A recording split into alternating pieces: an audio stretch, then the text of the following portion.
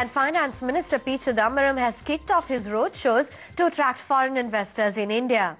The Finance Minister is in Hong Kong today, where he assured investors that the government is committed to bring the fiscal deficit to 4.8% by the next fiscal.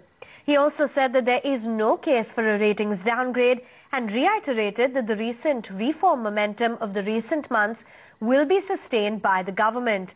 Let's get in Mrinalini Krishna, who now joins in with more details. Mrinalini, outline what exactly the Finance Minister had to say.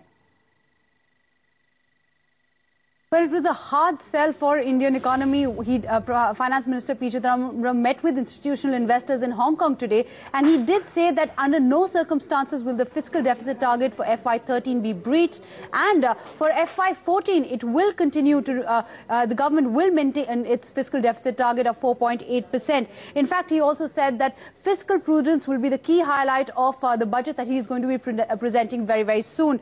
He also did add that there is at this point in time no case for a ratings downgrade as far as India is concerned, and as far as bridging the fiscal deficit is concerned, the government will look at raising revenues by increasing tax collections, but that tax collection is not going to be done by raising taxes. It will be done by better tax administration. The government is also looking at other avenues for additional resource mobilization to bridge that gap. Apart from that, he's reassured investors that there is going to be a stable tax regime. There's nothing that they have to worry about. So clearly sending a strong positive message as far as global investors are concerned. He also added that the Cabinet Committee on Investments that was set up recently that will be looking into clearing projects that have been stuck for the lack of clearances over a long period of time. It will be meeting in the end of this month, and that process will also start with clearances coming forth for projects. So it's a huge push for investments from foreign investors for the Indian economy as far as Finance Minister has met with institutional investors in Hong Kong today.